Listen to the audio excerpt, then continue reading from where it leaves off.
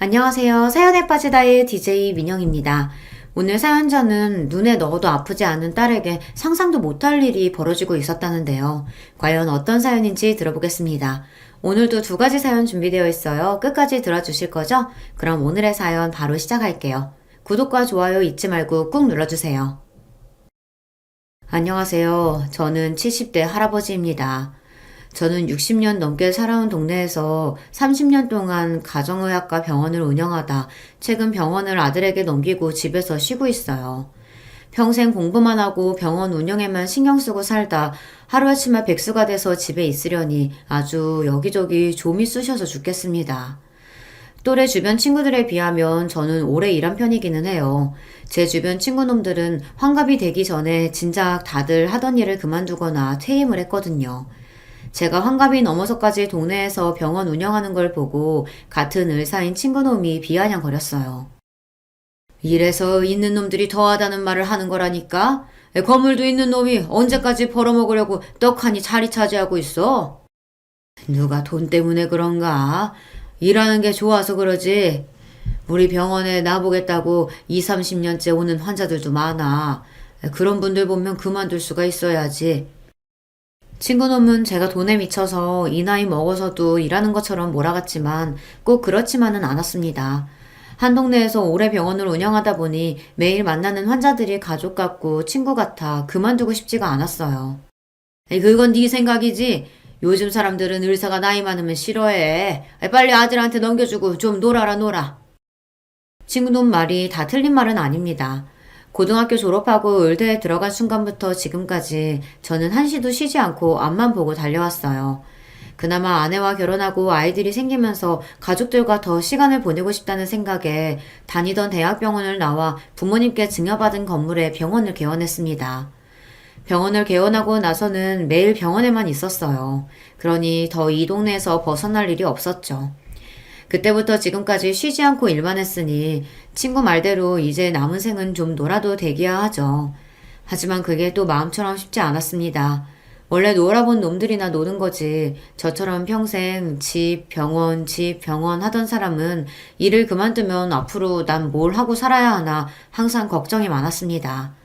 병원 일 말고는 할 줄 아는 게 하나도 없으니까요. 그러다 보니 이제 쉴 때가 됐다는 걸 알면서도 병원 일을 놓지 못하고 꾸역꾸역 잡고 있었어요. 그때 저와 제일 친한 검사 친구놈이 한마디 했는데 그게 가슴에 와닿았습니다. 우리처럼 평생 공부만 하면서 살아온 놈들이 갑자기 하던 일 그만두고 집에 있으라 하면 오히려 내가 쓸모 없어진 것 같아서 더 우울해. 나 봐라. 직원장들이 다 후배라 나만 보면 선배님 쫓아다니는데 나도 민망해 죽겠어. 근데 어떡해? 아무것도 안 하고 집에만 가만히 있는 게 죽기보다 싫은데. 검사 친구놈은 퇴직할 나이를 넘기고도 더 일하고 싶다는 욕심에 퇴직을 안 하고 검사 자리에서 버티고 있어요. 어린 검사장까지 나서서 눈치를 주지만 꿋꿋하게 버티고 있답니다. 그만두기 싫어서요. 다른 친구들은 지금까지 평생 힘들게 살았으면 됐지 왜 그렇게까지 버티냐고 답답해했지만 저는 검사 친구 말에 100% 공감했습니다. 저도 딱 그런 마음이었으니까요. 평생 제가 배운 일이라고는 환자들 보는 것밖에 없다 보니 저는 할 줄 아는 게 없습니다. 제 입으로 이런 이야기 하기 창피하지만 아내가 없으면 밥도 한 끼 제대로 못 챙겨 먹어요. 그나마 제가 장점이자 단점인 게 집밖에 모릅니다. 다른 친구나 동료들은 병원 일을 하면서도 골프나 테니스도 치고 술도 마시고 하지만 저는 결혼하고 지금까지 줄곧 취미라고는 없이 퇴근만 했다 하면 곧바로 집으로 가요. 술도 안 마시고 담배도 태운 적이 없습니다. 남들이 보면 왜 그렇게 재미없게 사느냐, 그렇게 남자가 취미도 없이 가정에만 너무 충실하면 오히려 아내들이 귀찮아서 더 싫어한다고들 하더라고요. 하지만 어쩌겠어요. 제가 그런 사람인걸요. 병원을 개원하고 나서부터 지금까지 저는 점심은 무조건 아내와 먹습니다. 아이들이 어릴 때는 점심시간이면 집에 들려서 아내와 밥을 먹으며 아이들과 시간을 보냈어요. 아이들이 다 자라고 나서는 아내와 밖에서 외식도 하고 잠깐씩이라도 산책을 했습니다. 아내도 저와 비슷한 사람이라 책 읽고 화분 키우는 거 말고는 딱히 취미생활도 없고 친구도 많지 않아요. 그러다 보니 저와 아내는 서로가 서로에게 배우자이자 가장 좋은 친구였습니다. 둘이 같이 하는 게 제일 좋고 편했어요. 이런 이야기를 하면 사람들이 잘 안 믿어요. 에이, 그건 원장님 생각이신 것 같은데요? 사모님은 혼자 편하게 먹고 쉬고 싶은데 원장님이 자꾸 집에 오셔서 오히려 귀찮으실 수도 있죠. 제가 점심시간만 되면 집에 갔다 오겠다고 하니 함께 일하는 간호사들은 그냥 병원에서 같이 먹자고 했어요. 제가 점심마다 집에 가면 오히려 아내가 더 귀찮아 할 거라고요. 아니에요, 김 간호사님. 우리 어머니도 아버지가 집에 와서 식사하시는 거 좋아하세요. 아들인 저는 오라는 소리 한 번 안 하시면서 아버지는 꼭 집에 와서 식사하시라고 하신다니까요. 어머, 그래요? 암튼 우리 원장님이랑 사모님 금실 좋은 건 알아줘야 한다니까요. 아내와 저는 의대 시절부터 알고 지내 7년을 연애하고 결혼했어요. 요즘에야 오래 연애하는 일이 많다지만 저희 때는 흔하지 않았습니다. 여자 나이 20대 중반만 돼도 부모님께서 결혼하라고 난리였거든요. 아내도 마찬가지였어요. 처가에서는 아내가 대학을 졸업하자마자 결혼하길 바라셨지만 제가 그럴 상황이 아니었습니다. 제가 의대생이라 의대, 인턴, 레지던트 생활을 계속하느라 결혼을 생각하기가 힘들었거든요. 친구 중에는 인턴 레지던트를 하면서도 결혼하는 애들이 꽤 있었지만 저는 그러고 싶지 않았어요. 당시에 병원 생활이 워낙 바빠서 어차피 거의 집에 들어가지도 못하는 상황이었기 때문에 결혼해도 아내를 챙기지 못하고 힘들게 할 게 뻔했거든요. 그래서 레지던트라도 끝내고 결혼하려고 했어요. 그 긴 시간을 기다려준 게 제 아내입니다. 제가 레지던트를 끝날 때까지 기다려준 것도 고마운데 아내는 결혼과 동시에 제 내조를 위해 다니고 있던 출판사도 그만뒀어요.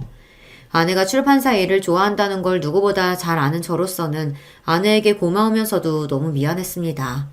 당시에는 여자가 결혼하면 일을 그만두는 걸 당연하게 생각하던 시대였지만 저는 그렇게 생각하지 않았어요. 아내도 저와 마찬가지로 대학도 나오고 공부도 할 만큼 해서 회사에서 본인의 성과를 내고 있었는데 아내이자 엄마가 되었다고 해서 회사를 그만두는 게 너무 당연시 됐으니까요. 아내는 그렇게 좋아하던 일도 그만두고 저와 아이들을 위해서만 30년 넘게 희생하며 살았어요. 저야 병원에서 일만 하느라 정신없었지만 아내는 그 긴 시간 동안 자기 삶이라고는 없이 아들과 딸을 키우며 아들은 의사로 딸은 간호사로 훌륭하게 키워냈습니다. 아내가 없었다면 지금의 저도 아이들도 없었을 겁니다. 아내의 희생을 누구보다 잘 아는 저로서는 아내만 생각할 수밖에 없었어요. 골프고 테니스고 술이고 친구고 그 무엇보다 아내가 저에게는 무조건 1등이었습니다. 그런 아내를 위해서 제가 할 수 있는 일은 함께 시간을 많이 보내주는 것밖에 없었어요. 그래서 꼭 집에 들러 아내와 함께 점심을 먹는 겁니다. 모르는 사람들이 그게 더 아내를 힘들게 하는 거라고 하지만 저는 그렇게 생각하지 않아요. 사실 최근 아내와 함께 병원에서 건강검진을 했는데 진단 결과가 좋지 않았어요. 아내에게 우울증 증상이 있답니다. 저나 아내나 나이가 있다 보니 언제 몸에 문제가 생겨도 이상하지 않을 나이예요. 하지만 다른 거를 다 떠나서 아내에게 우울증 증상이 있다는 게 저에게는 충격적이었습니다. 아내의 행복만이 저에게는 기쁨이라 할 수 있는 한 아내를 기쁘게 해주기 위해 노력하며 살아왔는데 우울증이라니 가슴이 아팠죠. 저는 아내를 데리고 바로 정신과 진료를 받았어요. 그런데 병원 진료를 받고 난 뒤 아내에게 생각지도 못한 이야기를 들었습니다. 제가 걱정할까봐 말은 안 했지만 아내가 지난 1년 동안 많이 힘들었대요. 1년 전 딸아이가 결혼했어요. 그 이후 아내가 불안하고 우울했답니다. 매일 붙어 있을 때는 몰랐는데 옆에서 하루 종일 쫑알거리던 애가 없으니까 허전하고 외롭고 그러네. 보고 싶어도 아무 때나 보지 못하니까 더 걱정도 되고 보고 싶기도 하고. 사실 저희 식구가 유독 넷이 가깝기는 한데 아내와 딸 사이가 유난히 좋았어요. 다른 집 딸들은 사춘기 때 말도 안 듣고 방황도 많이 한다는데 저희 딸은 사춘기도 없이 무난하게 컸거든요. 더군다나 딸이 막내라 그런지 애교도 많아서 우리 집에는 없어서는 안 될 비타민이었죠. 그런 딸이 대학에서 강원도 남자를 만나 연애하더니 결혼하면서 강원도로 가버렸어요. 결혼하기 전까지 딸도 제 병원에서 일했었는데요. 하루아침에 결혼해서 그 먼 강원도로 가버렸으니 허전함이 말로 표현할 수 없을 정도였죠. 네, 저도 압니다. 자식이 자라면 독립해서 나가는 게 당연한 일이죠. 하지만 저는 아직 마음의 준비가 되지 않았었어요. 솔직히 말하면 자식들과 멀어질 준비를 해본 적도 없습니다. 아들도 의사고 딸도 간호사라 둘 다 제 병원에 평생 데리고 있을 생각이었거든요. 아들도 일찍 결혼했지만 결혼한 이후에도 내내 제 병원에서 일하고 있어요. 그랬으니 딸도 당연히 그럴 줄 알았죠. 딸이 대학 때부터 만나던 남자가 강원도에 일하는 건 알았지만 결혼하게 되면 고향인 강원도로 가겠다고 할 줄은 꿈에도 몰랐어요. 그래서 딸이 결혼하면 강원도로 내려가야 한다고 했을 때 저도 아내도 당황했습니다. 한편으로는 믿지 않았어요. 제가 강원도에 가는 건 싫다고 하면 딸이 가지 않을 줄 알았거든요. 그런데 딸의 생각은 확고했습니다. 김서방이 처음부터 은행 지원할 때 강원도에 있는 지점으로 지원한 거 나는 알고 있었어요. 그래서 나는 이미 우리 결혼하면 강원도로 가야 하는구나 생각은 알고 있었어. 딸이 저나 아내가 걱정할까봐 일절 말은 안 했는데 알고 보니 사회될 녀석이 서울에서는 취직이 쉽지 않았나 봐요. 그래서 지원한 은행의 근무 가능 지역을 고향인 강원도로 지원했더군요. 그래야 합격 확률이 높으니까요. 나야 간호사라 서울이든 강원도든 어디서든 일할 수 있지만 김서방은 아니잖아. 그러니까 내가 따라가는 게 맞지. 딸 마음을 모르는 건 아니지만 아비로서 서운한 마음을 감출 수가 없었습니다. 사내놈이 서울에서 대학까지 나오고 서울에 사는 여자 만났으면 어떻게든 여기서 책임질 생각을 해야지. 여자가 다니던 직장까지 옮기면서 그 먼 곳까지 가야 돼? 안 되겠다. 내가 김서방 만나서 다시 한번 얘기해봐야지. 마음 같아서는 당장 예비사이를 만나 정말 강원도에 가는 방법밖에 없는 거냐고 물을 생각이었습니다. 그 은행 말고 다른 직장을 갈 생각은 없냐고요. 물론 저도 이게 남의 일이었다면 여자가 남자 따라 강원도 가는 게 맞는다고 했을 거예요. 하지만 제 딸이잖아요. 누구보다 소중한 제 딸이 남자 하나 때문에 한 번도 가본 적 없는 시골 촌구석에 가서 산다고 하는데 어떻게 해서든 말리고 싶었어요. 김서방은 결혼 조금 미루고 자기만 혼자 경원도에 갔다가 어떻게 해서든 서울로 다시 올라오겠다고 했는데 내가 그때까지는 도저히 못 기다리겠어서 그냥 결혼해서 강원도로 가겠다고 한 거야. 내가 김서방 얼마나 좋아하는지 아빠도 알잖아요. 어차피 김서방이랑 결혼할 건데 그런 일로 실랑이 하고 싶지 않아. 딸은 완강했습니다. 제가 말려도 본인은 예비 사이가 너무 좋아서 지금 당장 결혼하고 강원도로 따라가겠다고 했어요. 아버지는 제가 운영하는 평생 직장까지 다 때려치우고 말이죠. 딸아이가 결혼하고 강원도로 내려가겠다고 했을 당시 아내는 한마디도 안 하고 있었어요. 오히려 저만 안 된다고 난리를 쳤죠. 그런데 결국 아내는 딸 결혼식 날 펑 하고 터져버리고 말았습니다. 얼마나 울었는지 몰라요. 마치 무슨 대단한 사연이라도 있는 것처럼 말이죠. 저나 아내나 부모 입장에는 그럴 만도 했습니다. 이 결혼식이 끝나고 나면 귀하디 귀한 딸내미가 함께 살던 우리 집을 떠나 강원도로 가버리니까요. 물론 영영 볼 수 없는 건 아니지만 지난 30년 동안 매일같이 품 안에 끼고 있던 자식이 하루아침에 멀리 가버린다고 생각하니 아내도 참을 수 없었던 거죠. 그 모습을 보고 있자니 저도 마냥 좋다고 웃을 수만은 없었습니다. 저도 압니다. 저나 아내가 너무 유난하다는 걸요. 하지만 어쩌겠어요. 이게 진심인 걸 말이죠. 그 와중에 더 서운한 게 딸은 뭐가 그렇게 신이 나는지 결혼식 내내 방실방실 입이 찢어져라 웃고 있었다는 겁니다. 그 모습을 지켜보던 저나 아내는 딸이 저렇게나 좋아하는데 우리도 기분 좋게 보내주자 싶으면서도 가슴 한편이 심큰했습니다. 그렇게 딸을 시집 보내고 1년 동안 저는 아내에게 더 잘하려고 노력했어요.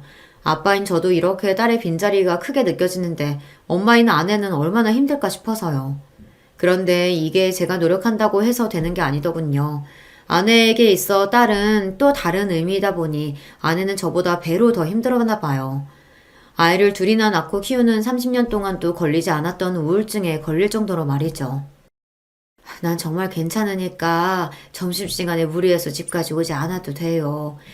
당신이 신경 많이 써준 덕분에 좋아졌어. 당신은 이게 병이야.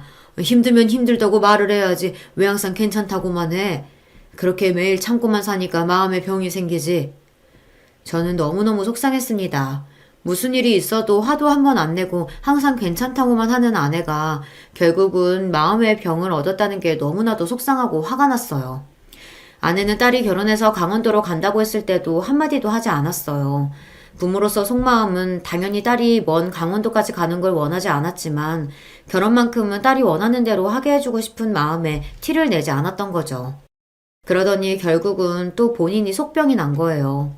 안 그래도 평생 곁에 있던 딸과 하루아침에 떨어져서 지내는 것도 힘든 와중에 몇 가지 일이 좀 있었어요.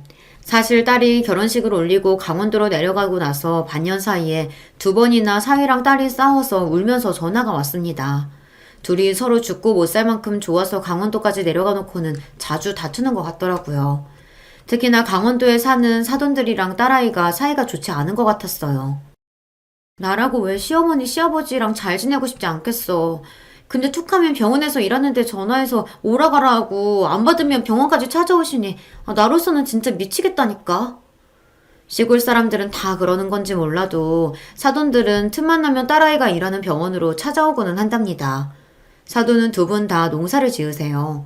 사돈 둘 다 그 전까지는 도대체 어떻게 살았는지 모를 정도로 딸아이가 시골에 내려가고 나서는 무슨 일만 있으면 딸에게 전화한답니다. 별것도 아닌 걸로 말이죠. 한 번은 그런 적이 있었대요. 사돈이 사는 집에 화장실 변기가 망가졌는데 한참 병원에서 일하는 제 딸에게 전화를 했답니다. 변기 고칠 사람 찾아서 바로 보내라고요. 상식적으로 그 동네에서 평생 산 사돈들이나 알지. 이제 막 시집가서 강원도에 간 제 딸아이가 화장실 변기 고치는 사람을 어떻게 구합니까? 딸아이는 황당해서 본인이 그걸 어떻게 아느냐고 되물었는데 바깥 사돈이 호통을 쳤답니다. 그걸 왜 모르냐고요. 어른이 말을 하면 알아보는 신용이라도 해야지. 어디서 또박또박 모른다는 소리가 나와? 너희 친정에서는 그렇게 가르치디? 제가 여기 온 지 얼마 안 돼서 아직 잘 몰라서 그래요, 아버님. 급하신 일이면 제가 알아볼까요? 살면서 누구한테 싫은 소리 한 번 안 듣고 자란 아이가 시집을 가자마자 시아버지에게 큰 소리를 들었으니 얼마나 무서웠겠어요. 딸은 애써 알아보겠다고 했는데도 바깥사돈은 혀를 끌끌 찼답니다. 에휴, 됐다 됐어. 급해 죽겠는데 내가 알아보고 말지. 이래서 도시에서 자란 애들은 안 된다니까. 바깥사돈은 대놓고 딸이 마음에 안 든다는 식으로 이야기를 했답니다. 도시에서만 살다 와서 영 정이 없고 어른 공경할 줄을 모른다고요. 그러면서 친정에서 배운 게 없다는 소리까지 했답니다. 곱게만 자란 저희 딸은 태어나 그런 소리를 생전 처음 들었으니 사돈들이 그런 막말을 할 때마다 말문이 턱하고 막혀 아무 말도 할 수가 없었대요. 거기서 끝이 아닙니다. 사돈들은 그 이후로도 별일 아닌 거 가지고 자꾸만 전화해서 귀찮게 했답니다. 일주일에 서너 번은 툭 하면 불러대서 딸은 병원에서 힘들게 일하고도 시댁에 가야 했대요. 그래서 한 번은 딸아이가 전화를 안 받아버렸답니다. 그날따라 병원이 너무 바빠서 일하면서 일일이 전화받는 게 눈치가 보여서요. 그랬더니 안 싸더니 딸이 일하는 병원까지 찾아왔답니다. 그러면서 한다는 말이 건방지게 시부모 전화를 안 받는다고 소리를 질렀대요. 병원에 불이라도 나서 전화 안 받나 했더니만 멀쩡하게 살아있으면서 시부모 전화를 안 받아? 어머님, 일하는 중에 전화를 어떻게 받아요? 왜요? 또 무슨 일 있으세요? 네 시아버지가 동서문서에 갈 일이 있어서 갔는데 통 직원이 하는 말이 무슨 말인지 못 알아듣겠어. 얼추 점심시간도 된 것 같은데 좀 나와라. 같이 동사무소 좀 가게. 사위도 딸아이가 일하는 병원 근처 은행에서 일해요. 본인들이 급한 일이 있으면 본인 아들을 데리고 가면 될 것이지 자꾸만 제 딸아이를 부려먹으려고 하니 듣는 저나 아내는 속상할 수밖에 없었습니다. 딸아이 입장에서도 시부모가 일하는 병원까지 찾아왔는데 어떻게 그냥 보낼 수가 있었겠어요. 병원에 이야기하고 따라다니면서도 마음이 불편해 다음부터는 이런 일이 있으면 미리 말씀하시든 김서방에게 연락하라고 했답니다. 딸도 병원에 들어온 지 얼마 안 돼서 눈치가 보인다고요. 그러자 안 싸더니 하는 말이 기가 막혔습니다. 아이고, 남자가 회사에서 일하는데 부모가 왔다 갔다 하면 누가 좋아하겠어. 우리 아들 창창한 앞길 막을 일이 있나. 세아기 너는 괜한 일로 네 남편 일할 때 시시콜콜 전화하지 마라. 애 괜히 상사들 앞에서 눈치 보인다. 안사돈의 말에 어이가 없었던 딸은 어처구니가 없어서 한마디 했답니다. 어머니, 저도 어머님이 이렇게 병원까지 찾아오시면 다른 직원들한테 눈치 보여요. 이러다 저 병원에서 잘리면 어떡해요. 너야 여잔데 뭐가 걱정이야? 병원 잘리면 집에 들어앉아서 우리랑 농사나 지으면 되지. 사람이 사고방식이 어떻게 저럴 수가 있죠. 아무리 자기 자식이 아니라도 그렇지 남의 집 귀한 자식한테 저딴 소리를 할 수 있는지 모르겠어요. 안사돈의 말에 기분이 상한 딸은 참지 않고 이야기했답니다. 어머님도 참 도대체 언제적 이야기를 하시는 거예요. 저는 병원 그만둘 생각도 없고 농사 지을 생각도 없어요. 안 그래도 강원도까지 내려와서 새로 일 시작하느라 고생했는데 저 지금 잘리면 안 돼요. 딸은 간호사 일을 좋아합니다. 거기다가 아이들을 좋아해서 처음 간호사가 됐을 때 소아과에서 오래 일했어요. 나중에는 제 부탁으로 어쩔 수 없이 제 병원에서 일했던 거예요. 딸아이는 강원도에 가자마자 당장 일할 수 있는 소아과를 알아봐서 면접 본다고 잔뜩 들떠 있었어요. 다행히 그 중에 한 군데 합격해서 굉장히 좋아했습니다. 그런 직장을 안 싸도는 자기 마음대로 그만둬라 마라 하니 딸아이 입장에서는 어이가 없을 수밖에 없었죠. 더군다나 더 어이가 없는 건 이제 결혼한 지 몇 개월 되지도 않았는데 아기 이야기를 했다는 겁니다. 잘리면 안 될 게 뭐가 있어? 잘리면 오히려 잘된 일이지. 새아기 너한테 안 그래도 한번 이야기하려고 했는데 너 애는 안 갔니? 시집을 왔으면 하루라도 빨리 애 가질 생각부터 해야지. 일은 무슨 일이야. 딸아이는 그제야 현실을 직시했답니다. 아무리 시골분들이어도 시대가 많이 변했으니 서울에서 내려온 며느리를 조금이나마 안쓰러워하고 가여워해 주실 줄 알았는데 사돈들은 그런 사람들이 아니었어요. 나이 지역을 떠나 그냥 자기들 집안밖에 모르고 며느리는 도구로밖에 볼 줄 모르는 한심한 인간들이었죠. 그런 이야기를 들을 때마다 저도 저지만 아내가 너무 힘들어했어요. 아무리 급한 일이 있어도 며느리가 일하는 직장인데 거기까지 찾아오면 어떡한다니? 김서방은 그런 이야기 듣고도 가만히 있었어? 아내는 딸아이의 이야기를 듣다 도저히 이해가 되지 않았는지 그런 상황에서 김서방은 도대체 뭘 하고 있었느냐고 나무랐습니다. 김서방? 말도 마 엄마. 차라리 가만히 있는 게 나아. 내가 짜증나서 이야기했더니 시부모님이 며느리가 일하는데 못 가냐고 갈 수도 있는 거 아니냐고 오히려 나더러 이해심이 부족하대. 결혼할 때는 강원도에 가서도 제 딸아이가 하고 싶은 대로 다 하게 해주겠다고 걱정하지 마시라고 그렇게 신신당부를 하고 데려가더니만 사위놈은 정작 강원도에 내려가서는 제 딸아이에게 신경도 쓰지 않았습니다. 오히려 자기 부모들 편만 들었어요. 알고 보니까 엄마 김서방이 효자 중에 효자더라고. 자기 부모님 관련된 일에는 절대 내 편을 안 들어준다니까. 나 정말 서러워 죽겠어 엄마. 아이고 우리 딸 안쓰러워서 어떡하니? 아휴 내가 또 괜히 엄마 목소리 들으니까 울컥해서 하소연만 실컷 했네. 엄마 너무 걱정하지 말아요. 시부모님만 아니면 그래도 다른 건 다 지낼만 해요. 김서방도 둘이 있을 땐 잘해주고. 전화를 끊을 때만 되면 딸은 항상 그래도 괜찮다고 잘 지내고 있다면서 걱정하지 말라고 했어요. 하지만 부모 마음이 어디 그런가요? 전화를 끊고 나면 그날은 저나 아내나 잠도 잘 못 자고 설칠 정도로 딸이 걱정되고는 했습니다. 아무래도 제 딸아이가 어릴 때부터 귀하게 자라다 보니 시골에서 평생 사신 어르신들 눈에는 못 믿어올 수는 있습니다. 하지만 아무리 며느리라도 남의 자식인데 본인들 편한 대로 휘두르려고 하시니 저나 아내나 사돈을 생각하면 원망스럽기도 하고 딸아이 걱정이 이만저만이 아니었어요. 그러다 보니 한 번씩 딸아이가 서울에 올라올 때마다 저나 아내는 뭐든 해주려고 애썼습니다. 내리 사랑이라고 딸아이가 아무리 다 컸어도 저희 눈에는 마냥 아기 같았어요. 딸아이는 오랜만에 엄마 아빠 만났으니 강원도에서 힘들었던 일을 털어놓기도 하고 하소연을 하기도 했죠. 하지만 그 모습을 지켜봐야만 하는 부모는 마음이 찢어지고는 했습니다. 너무 맛있다. 강원도에는 이 맛있는 도넛이 왜 없을까? 그냥 내가 돈 벌어서 하나 차릴까? 딸이 제일 좋아하는 도넛 브랜드가 딸이 사는 지역 내에는 없어요. 그렇다 보니 서울에만 올라오면 도넛을 2박스씩 먹고 갑니다. 그 모습을 보면 별거 아닌 일인데도 부모가 보기엔 마냥 안쓰러워요. 병원 간호사들이랑 의사쌤들도 다 강원도 출신이라 확실히 자기들끼리 더 통하는 게 있어. 내가 무슨 말만 하면 서울 사람이라 모르는 거라는 식으로 이야기하는데 은근 기분 나쁘다니까. 딸이 힘들었다고 하는 말들이야 대부분 다 당연한 것들입니다. 서울에서 쭉 살다가 결혼하고 나서 강원도에 내려간 경우다 보니 사는 방식이나 시스템이 다른 게 많아요. 일부러 그런 건 아니겠지만 서울 사람이라고 은근 소외되는 것도 많을 거고요. 딸이 그런 이야기를 할 때면 저는 무조건 딸 편을 들어줍니다.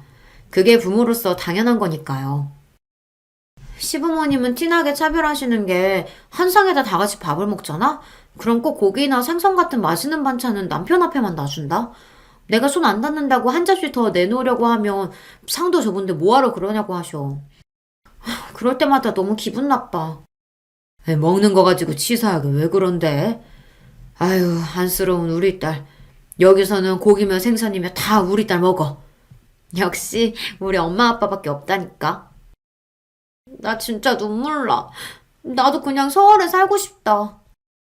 부모로서 자식을 강하게 키우려면 시집 갔으면 그 정도는 참고 해내야 한다. 그러게 그 먼 곳까지 뭐하러 시집을 갔냐 하고 말하면 그만이지만 저나 아내는 그런 말이 나오지 않았어요. 어릴 때부터 둘째는 딸이라고 유독 금이야 오기야 하면서 종종 걸음으로 키워서 그런지 시집을 보내놓고도 마음이 놓이질 않아요. 사회생활 하면서도 힘든 일이 있더라도 친정에 돌아와서만큼은 귀하디 귀한 막내딸로 돌아오게 해주고 싶었어요. 딸애가 며칠이라도 서울에 있다가 강원도로 돌아가고 나면 아내의 한숨은 더 많아졌습니다. 부모 마음이 그렇잖아요. 다 커서 시집까지 보냈어도 걱정되기는 매한가지였어요. 그런 일이 반복되다 보니 아내에게 우울증까지 온 게 아닌가 싶어요. 당신 마음 내가 모르는 건 아닌데 애들도 이제 다 커서 자기 짝 만나서 나갔으니 우리가 할 수 있는 일은 곁에서 지켜봐주는 것뿐이야. 막내도 매일 힘들다고 찜찜거리면서도 정작 서울에 올 생각은 안 하잖아. 그런 거 보면 자기 남편이랑은 잘 지내고 있는 거지 뭐. 그러니까 당신도 이제 애들 걱정 그만하고 우리끼리 재미있는 거 좋아하는 거 하면서 삽시다. 제가 말한다고 해서 아내가 하루아침에 애들 걱정을 안 하는 건 아니겠지만 그래도 제가 곁에서 더 잘하다 보면 아내도 분명 좋아질 거라고 생각했어요. 그래서 그 이후로는 아내에게 더 잘하려고 애썼습니다. 딸도 걱정되긴 했지만 저에게 제일 소중한 사람은 아내이니 아내가 딸아이의 빈자리를 덜 느끼도록 제가 힘쓰다 보면 아내의 우울증도 괜찮아질 거라고 확신했죠. 그러던 중 사소한 일이 좀 있었습니다. 제가 그렇게 자식들 일에는 신경 좀 끄라고 해도 아내는 그게 쉽지 않은가 봐요. 얼마 전에 딸내 안싸돈 생일이었는데 아내가 그걸 어떻게 알고는 백화점에서 선물을 사서 보냈더군요. 알고 보니 저는 전혀 모르고 있었는데 딸애가 결혼하고 나서 아내가 사돈들 생일이면 매번 선물을 보냈대요. 아이고, 안 그래도 챙길 사람 많은 사람이 사돈들까지 챙기느라 고생이 많네. 그래서 안싸돈은 선물 마음에 드신대? 연락은 왔어? 아내 성격이 원래 그래요. 꼼꼼하고 차분해서 주변 사람들을 참 잘 챙깁니다. 제가 말 안 해도 항상 병원 간호사들 생일이며 경조사까지 알아서 챙겨준 덕분에 병원 간호사들이 다들 아내를 좋아해요. 덕분에 간호사들도 잘 그만두지 않아서 함께 오래 일하기도 했고요. 아내의 마음 씀씀이를 아는 저로서는 아내가 다 저나 자식들을 생각해서 그런 걸 챙긴다는 걸 알죠. 안 그래도 딸이 사돈들과 잘 지내지 못하니 아내가 더 신경을 썼을 것도 알고요. 그런데 사돈들이 보통이 아닌 게 선물을 받고도 일절 인사 한마디가 없답니다. 그게 사실은 진영이 처가는 내가 사소한 거라도 보내면 항상 바로 연락이 왔거든. 명절이면 본인들도 과일이라도 보내고 물론 내가 뭘 바라고 한 건 아니지만 그래도 사돈지간인데 선물 보냈으면 최소한 고맙다고 메시지라도 보내야 하는 게 맞는 거잖아. 그것도 싫으면 애들한테라도 말을 하든지. 아휴, 사돈이라고 무뚝뚝한 건 알았지만 어쩜 메시지 한 통도 없는 거 있지? 아내가 웬만해서 남의 말을 하는 사람이 아닌데 이건 충분히 그럴 만도 했습니다. 아내가 아들 처가에도 생신이나 경조사가 있을 때마다 선물을 보냈다 보니 딸내 시댁에도 그렇게 한 거예요. 그런데 벌써 두어 번 선물이랑 과일을 보냈는데도 통 연락이 없었답니다. 그 소리를 듣는데 저까지도 기분이 상했어요. 사람 사는 게 그렇잖아요. 우리가 뭘 바라고 보낸 것도 아니고 단순히 호의로 보낸 건데 생각이 있는 사람들 같으면 고맙다는 말 한마디 해야 하는 거 아닐까요? 저는 영 마음이 쓰여 사위랑 통화하다가 은연중에 선물 이야기를 했습니다. 자네 장모가 안 싸돈 생일이라고 백화점에서 스카프 사서 보냈다는데 혹시 어머님은 잘 받으셨다니? 작년에도 그렇고 올해도 그렇고 통 연락이 없으신 게 선물이 영 마음에 안 드시는 건 아닌가 걱정이 되네. 제 말에 사위는 놀라서 오히려 저에게 선물을 보냈냐고 되물었어요. 사위도 사돈이 전혀 말을 안 해서 몰랐답니다. 사위에게 그런 소리 하면 사위도 신경 쓰일 거라는 걸 저도 알고는 있었지만 선물을 보내놓고도 혹시나 사돈이 마음에 안 들어하는 건 아닌가 걱정하는 아내가 안쓰러워 저도 모르게 사위에게 툭 하고 이야기했어요. 그러자 사위가 그 이야기를 딸에게 했는지 바로 다음날 전화가 왔더라고요. 아빠, 우리 집에서 시댁에 선물 보냈다는 소리를 김서방한테 뭐하러 했어? 궁금하면 그냥 나한테 물어보지. 왜? 내가 그런 얘기했다고 설마 김서방이 너한테 뭐라고 해? 제가 괜한 소리를 했는지 그 일로 딸이랑 사이가 티격태격한 거 아닌가 저도 걱정됐어요. 그런 건 아닌데 그래도 김서방이 많이 무안했나 봐. 그래도 김서방이 시부모님께 이야기해서 나한테 고맙다고는 하셨어. 스카프도 마음에 든다고 하셨고 아마 엄마 연락처를 몰라서 연락을 못 하셨던 것 같아. 아이고 엎드려 절받기가 따로 없네. 세상에 무슨 사람들이 그렇게 무뚝뚝하다니. 아무리 연락처를 몰라도 이왕 사람이 선물을 보냈으면 너한테라도 고맙다고 전해야지. 김서방 부모님이라지만 참 정이 없다. 그러게 우리 시댁이 좀 그래. 자기 식구들끼리 매일 똘똘 뭉쳐서 돌이니 예의니 무진장 따지는데 정작 본인들은 안 그러신다니까. 딸에게 평소 사돈들이 어떤지 익히 들어서 기대도 안 했지만 역시나 사돈에게 연락은 없었습니다. 딸 말로는 딸에게 고맙다고 인사를 했다는데 사실 믿지 않아요. 딸이 저나 아내가 서운해할까봐 그냥 한 이야기라는 걸 안 들어도 알겠더라고요. 그러던 어느 날이었습니다. 설을 맞이해 오랜만에 딸애랑 사위가 집에 왔어요. 딸애가 지난 추석 때 몸이 좀 안 좋아서 못 오는 바람에 거의 6개월 만에 얼굴을 보는 거였거든요. 저나 아내나 둘 다 오랜만에 딸을 볼 생각에 좋아서 이것저것 딸이 좋아하는 음식이랑 반찬을 해놓고 강원도에서는 잘 못 먹는다는 간식이랑 배달 음식도 잔뜩 사뒀어요. 그런데 반년 만에 만난 딸의 얼굴이 많이 상해 있었습니다. 살이 많이 빠진 것도 빠진 건데 스트레스를 많이 받았는지 머리카락도 빠져서 정수리가 휑하더라고요. 그 모습을 보자마자 걱정부터 앞선 아내는 딸아이에게 다가가 볼을 어루만졌어요. 걱정이 서린 눈으로요. 살이 왜 이렇게 빠졌어? 추석 때 폐렴으로 고생했다더니만 아직도 통 못 먹는 거야? 아니면 무슨 걱정거리라도 있어? 추석 때 갑자기 폐렴이 심해져서 도저히 올라올 수 없다고 했던 딸이 걱정돼 그 이후 아내는 좋다는 영양제를 박스로 사서 택배로 보냈어요. 면역에 좋다는 음식도 잔뜩 보내주고요. 그랬는데도 살이 쏙 빠져서 온 딸아이를 보니 마음이 아팠습니다. 타지 생활이 힘들긴 많이 힘들어 보여서요. 공기도 좋은데 살면서 얼굴이 왜 이렇게 안 좋아? 머리는 또 왜 이렇게 빠지고? 김서방, 혹시 우리가 모르는 일이라도 있는 건가? 저도 한치 걸러 두치라고 딸 얼굴이 안 좋으니 괜히 사이를 원망하게 되더라고요. 멀쩡한 우리 딸을 강원도까지 데려가서 얼마나 힘들게 했으면 애 몰골이 이런가 싶어서요. 장모님, 장인어른 너무 걱정하지 마세요. 이 사람 폐렴은 진작 좋아졌는데 본인이 자꾸 살 뺀다고 안 먹어서 이러는 거예요. 여보, 오랜만에 친정 와서 밥 먹는 거니까 다이어트 신경 쓰지 말고 자기 먹고 싶은 거 다 먹어. 사위 말로는 딸이 살이 쪘다고 스트레스를 받더니만 자꾸만 안 먹고 굶는 다이어트를 해서 얼굴도 안 좋고 머리카락도 빠진 거랍니다. 사위가 말을 해도 딸이 말을 안 듣는데요. 네가 살 뺄 데가 어딨다고 다이어트를 해. 너 그러다 쓰러져. 아휴, 안 되겠다. 이왕 올라온 김에 명절 지나고 며칠 더 여기 있어. 온 김에 건강검진 싹 받고 가게. 아무래도 딸 안색이 좋지 않은 것 같아 저는 병원에 며칠 휴가를 내고 서울에 있으라고 했어요. 이것저것 검사 좀 받아보자고요. 아니에요, 아버님. 올해 강원도에 있는 대학병원에서 저랑 같이 검사 다 받았어요. 둘 다 아무 문제 없대요.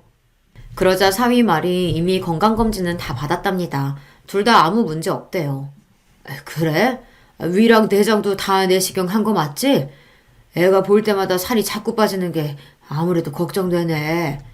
아유, 김서방이 어련히 알아서 잘 챙길 텐데 나도 늙어서 그런가 점점 더 노파심이 드네. 사위가 딸에게 별 문제 없다고 하자 저도 안심이 됐습니다. 그제야 제가 사위 앞에서 너무 유난하게 굴었나 싶더라고요. 이해해요, 아버님.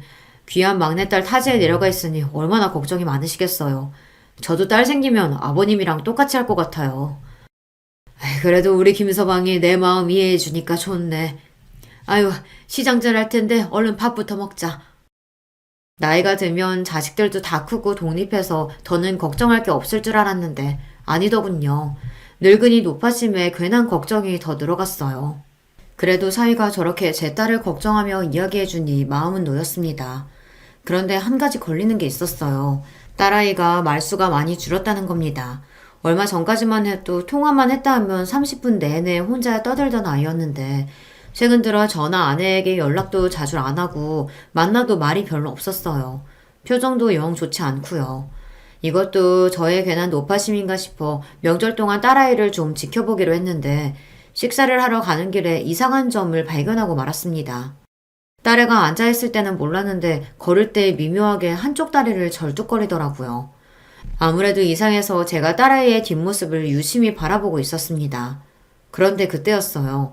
딸아이가 중심을 못 잡고 잠시 휘청거리자 사위 녀석이 미간을 확 죽이더니 딸애의 허리를 쿡 찔렀어요.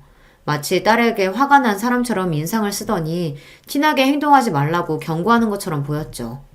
그 순간 저는 뒷덜미가 쎄했습니다. 사위 녀석이 평소 저런 성격이 아니에요. 지나칠 정도로 다정하고 자상한 아이인데 갑자기 왜 저러나 싶었죠. 그때부터 신경이 바짝 곤두선 저는 딸과 사이의 행동에 집중할 수밖에 없었습니다. 제가 괜히 과하게 생각하는 걸 수도 있으니 아내에게는 말하지 않았어요. 제가 괜히 이야기하면 아내가 더 걱정할 것 같아서요. 저는 은근슬쩍 딸에게 다가가 속삭이듯 물었습니다. 왜 자꾸 다리를 절뚝거리냐고, 어디를 다쳤냐고요. 그러다 딸이 눈이 휘둥그레져서 고개를 세게 젓더군요. 다치기는 아빠. 그냥 며칠 전에 동네에서 운동 좀 하다가 살짝 삔 거야. 지금은 아무렇지도 않아. 딸은 아무것도 아니라고 했지만 이상했습니다. 제가 병원을 아들에게 넘겼어도 의사는 의사예요.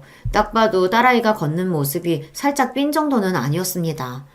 그날 밤 저는 사위에게 술을 한잔 하자고 이야기했어요. 평소에도 사위가 술을 잘 못 마시는 걸 알기에 일부러 술을 좀 먹였습니다. 그러고는 사위가 술에 취해 거실에 잠이 든 사이 슬쩍 자리에서 일어나 딸아이에게 갔습니다. 저는 침대에 곤히 잠들어 있는 딸아이를 깨웠어요. 그러고는 절뚝거리던 딸아이의 다리를 만져봤습니다. 제가 발목을 살짝 건드리자마자 딸아이가 아 하고 큰 소리를 냈어요. 순간 저는 하늘이 무너지는 것 같았습니다. 딸, 너 이거 살짝 빈 거 아니지? 아빠가 의사인데 그걸 모르겠어? 사실대로 말 안 하면 내일 너희 오빠 병원에 데려가서 바로 엑스레이 찍을 거니까 얼른 사실대로 얘기해. 낮에 걷는 모습을 뒤에서 봤을 때도 분명 살짝 삔 정도로만 보이지는 않았어요. 적어도 발가락이라도 금이 갔을 거예요. 그 정도로 다쳤으면 병원에 가서 검사하고 깁스라도 해야 하는데 간호사인 딸이 아무런 조치도 없이 저러고 다니는 게 아무래도 이상했습니다. 평소 딸에게 큰 소리 한 번 낸 적 없는 제가 새벽에 자는 딸까지 깨워 그 정도로 몰아붙였으니 딸도 적잖이 당황한 것 같더라고요. 제 말에 우물쭈물하던 딸은 잠시 망설이다가 힘겹게 말을 꺼냈습니다. 왈칵 눈물까지 쏟으면서요. 그러더니 한다는 말이 충격적이었습니다. 아빠, 나 사실 김서방한테 맞았어. 그래서 계단에서 굴러 넘어지는 바람에 다리도 다친 거야. 바로 병원 가서 치료받으려고 했는데 저 인간이 이번에도 다쳐서 친정에 오면 본인 의심받을 것 같으니까 절대 병원 가면 안 된다고 하도 난리를 쳐서. 딸은 서러움에 울컥울컥 하면서도 힘겹게 말을 이어갔습니다. 저는 이야기를 듣는 내내 너무 놀라서 말문이 턱하고 막히고 말았습니다. 한 번도 생각해 본 적이 없던 일이에요. 제 딸이 귀하디 귀한 우리 딸내미가 남편에게 맞는다뇨. 딸, 그게 정말이야? 그런 일이 있었으면 바로 아빠한테 연락을 했어야지. 왜 혼자 끙끙거리고 참고 있었어? 제 딸이 너무 거지 같은 일을 당했다는 것만으로도 너무 화가 났지만 더 화가 나는 건 그런 일을 겪고도 아무한테도 말도 못하고 혼자 참고만 있었다는 게 더 화가 났습니다. 난 당연히 아빠한테 연락하려고 했지. 근데 그 인간이 내 핸드폰도 뺏어갔어. 그러면서 친정에 연락하면 아버지 병원에 불 지를 거라고 미친 소리까지 하고. 그래서 도저히 안 되겠다 싶어서 서울 올라가려고 짐 쌌는데 그때부터 못 가게 매일 때리는 거야. 아빠, 나 그 인간한테 매일 맞고 살았어. 세상에 어떻게 이런 일이 있을 수가 있을까요? 저는 새까맣게 몰랐습니다. 김서방, 아니 썩을 놈의 새끼가 제 딸아이에게 그런 짓을 하고 있을 거라고는 생각을 못했어요. 딸 말이 사위놈이 처음부터 과격하게 나온 건 아니었대요. 시작은 딸과 사돈들 사이가 좋지 않다 보니 부부 사이에 자주 문제가 있었나 봐요. 딸이 사돈들 이야기를 할 때마다 사위는 본인 부모 편만 드니 딸도 서운하고 서러워서 도저히 참을 수가 없었답니다. 하루는 사돈네 다녀오는 길에 집에 올라오는 계단에서 시댁에서 있었던 일로 딸이 하소연을 좀 했대요. 당신 부모님 이상해도 너무 이상해. 자기 자식 귀한 줄 알면 남의 자식도 귀한 줄 알아야지. 어떻게 매번 나는 그렇게 홀대하실 수가 있어? 그리고 우리가 애가 안 생기는 게 내 잘못이야? 왜 항상 내가 문제인 것처럼 이야기하시냐고. 그날도 안사돈이 먹을 거 가지고 사위와 딸을 차별하면서 치사하게 굴었나 봐요. 딸이 굴비랑 장어를 사서 가지고 갔는데 생선은 남자에게 좋다는 헛소리를 하시며 사위만 줬답니다. 딸이 먹으려고 하면 여자한테는 나물이 좋다고 풀떼기만 있는 접시를 앞에 끌어다가 줬대요. 그뿐만이 아닙니다. 딸이 화장실에 씻으러 들어갔는데 바깥 서더니 보일러를 꺼버렸답니다. 날씨가 아직 더우니 찬물로 씻으라고요. 이게 말이나 되는 소립니까? 시댁에서 그런 취급을 받고 왔으니 딸이 화를 내는 것도 당연했죠. 그런데 딸보다 앞서갔던 사위 새끼가 뒤에서 하소연하는 소리가 듣기 싫다면서 소리를 지르고는 딸 어깨를 밀어버렸나 봐요. 딸은 그대로 계단에서 굴러 떨어진 거죠. 사위 새끼도 처음에 놀라서 딸을 부축하고 집에 들어왔대요.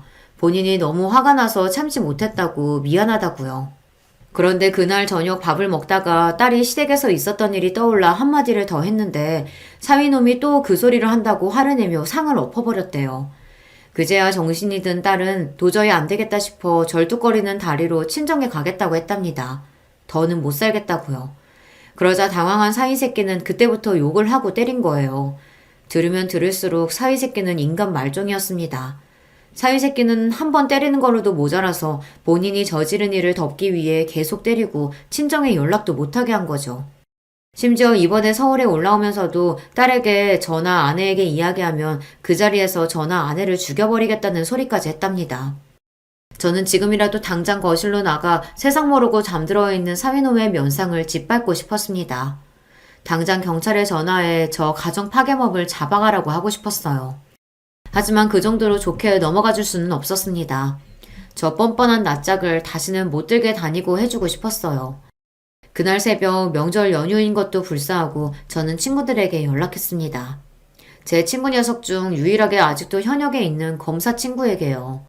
그리고 부탁을 좀 했어요. 제 사위놈을 잘근잘근 짓밟을 방법을 좀 찾아달라고요. 다음날 아침 제 소원이 이루어졌습니다. 사위놈은 제 검사 친구와 사위가 다니는 은행에서 나온 내부 감사팀 사람들에게 잔뜩 둘러싸인 채로 끌려나갔습니다. 오진석 씨, 불법 대출 횡령으로 바로 감사 진행하겠습니다. 절차에 따라 얌전히 따라와 주세요. 네? 아니, 불법 대출이라뇨? 그럴 리가 없어요. 아버님, 저 좀 도와주세요. 아버님 아시는 분들 중에 검사도 있고 변호사도 있으시잖아요. 오진석 씨? 이걸 어쩌죠? 내가 바로 그 아시는 분인데. 식구들 깨기 전에 조용히 따라 나오시죠. 그리고 조금 있으면 경찰도 올 거예요. 횡령 조사 끝났는 대로 쓰레기 같은 가정 파괴범으로 조사도 받아야 하거든요. 아유, 바쁘다 바빠. 말도 안 돼. 아버님, 아니에요. 제가 그런 거 아니라고요. 쪼다 같은 사위놈은 제 딸에게 험한 짓을 할 때는 언제고 제 집에서 끌려나가면서는 저에게 도와달라고 울고불고 난리를 쳤습니다. 본인은 억울하다고요. 그 모습을 보는데 저는 절로 미간이 구겨지면서도 웃음이 새어나왔어요. 이게 다 어떻게 된 일이냐고요. 제가 명절날 연휴에 미안함을 무릅쓰고 친구에게 부탁을 좀 했습니다. 40년 넘게 검사로 지낸 친구다 보니 주변에 아는 사람이 많아요. 웬만한 재계의 인사들은 다 압니다. 그런 친구에게 부탁하면 사위새끼 하나 망가뜨리는 건 일도 아닐 거라는 확신이 들었죠. 역시나 제 생각이 맞았습니다. 그 늦은 새벽에 연락했는데도 친구 녀석은 저를 위해 여기저기 연락을 해줬어요. 덕분에 사위새끼 직장부터 해서 주변의 사람들까지 탈탈 털었습니다. 그런데 천만다행으로 오래 걸릴 필요도 없이 사위 직장에서 이미 걸리는 게 있더군요. 이 자식이 아무리 고향이라도 그 먼 강원도 지점까지 지원해서 들어갔다길래 그냥 부모님이 계신 고향으로 간 건 줄 알았더니만 다 이유가 있었더군요. 알고 보니 자기 부모와 주변 친척들에게 불법 대출을 해주고 있었어요. 애초에 있지도 않은 담보를 가지고 대출을 해준 거죠. 검사 친구가 파자마자 불법 증거들이 대거로 나오자 친구 녀석은 신이 나서 제게 전화가 왔더군요. 그 새끼 아주 악질 중에 악질이야. 일부러 자기 식구들 배부르려고 작정하고 은행에 취직한 것 같아. 내가 해 뜨자마자 바로 그 새끼 잡으러 갈게. 기다려, 친구야. 그때만 생각하면 저는 아직도 온몸에 소름이 돋아요. 안 그래도 딸에게 듣기로 사위새끼네 집안이 자기들끼리 똘똘 뭉쳐서 지낸다는 소리를 듣기는 했어요. 그래서 딸이 소외감을 많이 느낀다고 했었거든요. 그게 다 이유가 있었습니다.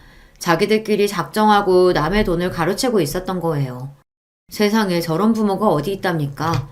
자기들 배불리겠다고 아들에게 저런 더러운 짓을 시키다니요. 검사 친구 덕분에 아직도 술에 취해 고주망태로 누워있던 사위놈은 그대로 끌려갔습니다. 아내와 딸이 자는 사이인 일어난 일이라 저는 딸이 일어나자마자 새벽녘에 있었던 일을 이야기해줬어요. 제 말에 딸은 안도의 눈물을 흘렸습니다. 아빠, 정말이야? 그 인간 잡혀갔어? 그래, 내가 뭘 했어? 아빠가 다 알아서 할 거라고 했지? 너랑 이혼은 당연한 거고 그 자식 은행에서 쫓겨나게 해서 감옥에 보낼 거야. 딸, 이제 걱정하지 마. 아빠가 다 알아서 해. 제 말을 듣던 딸은 제 품에 안겨 펑펑 울었습니다. 진작 집에 올 걸 그랬다며 한참을 서럽게 울었어요. 현재 그 일로 미친 사위새끼뿐만 아니라 그 새끼의 부모, 친척까지 모두 다 철저하게 조사를 받고 있습니다. 검사 친구에게 듣기로 사안이 사안인 만큼 구속이 불가피하다는 것 같다고 하더군요. 그리고 바로 얼마 전 딸아이와의 이혼은 빠르게 정리됐습니다. 모든 귀책 사유가 사위새끼에게 있다 보니 쉽게 종결됐어요.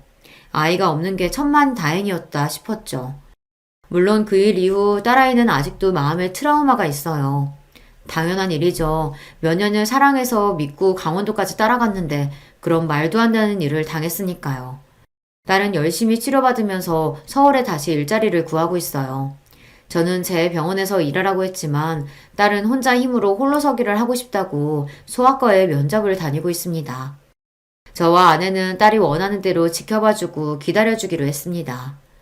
지난 몇 년간 딸에게 벌어진 일들이 저와 아내에게도 견디기 힘든 아픔이었지만 딸에게는 훨씬 더 큰 상처였을 테니까요. 지금까지 그랬던 것처럼 저와 아내는 묵묵히 딸의 곁을 지켜줄 생각입니다. 여러분께서도 저희 딸에게 힘내서 잘 이겨내라고 응원의 댓글 남겨주세요. 그럼 많은 힘이 될 것 같습니다. 끝까지 저의 이야기 들어주셔서 감사합니다. 여러분의 가정에는 언제나 화목한 일만 가득하시길 바라겠습니다.